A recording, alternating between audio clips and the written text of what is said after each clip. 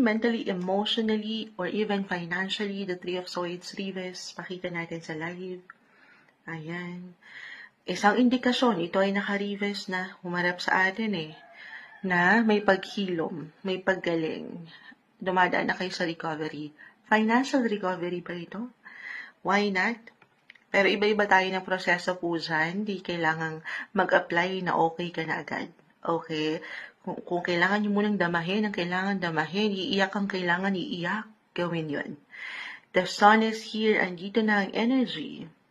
Kumbaga, magiging handa kayo sa aking unang na-mention na bumagsak na bagong simula, bagong opportunity. Hindi natatapos sa isang hindi kagaanan ang inyong buhay, pag-ibig, relasyon o kaperahan. Okay? Kumbaga, may bagong umaga. Ayan, umaga-umaga kasi, the sun. Paangatin niyo yung positivity. Kahit gaano man mahirap or madaling sabihin moonchild, pero hindi ganun kadaling panghawakan ng mga bagay. Pero andito ang lakas mo. Meron kang power para magsimula sa una, gaano man kahirap ang mga sitwasyon. Lagi mo lang paniniwalaan na merong oportunidad para sa'yo upang magpatuloy.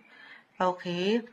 Tamang pagpaplano lang din. Ayan, nagugulat din ako sa boses ko. Parang bedroom voice ako, pero mentally, emotionally, or even financially, the Three of Swords reverse, pakita natin sa live.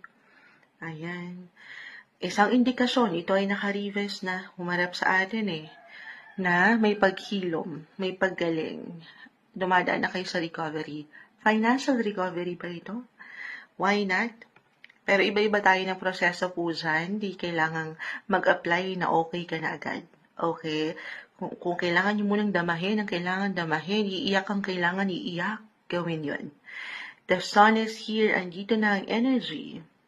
Kumbaga, magiging handa kayo sa aking unang na-mention na bumagsak na bagong simula, bagong opportunity. Hindi natatapos sa isang hindi kagaanan ang inyong buhay, pag-ibig, relasyon o kaperahan.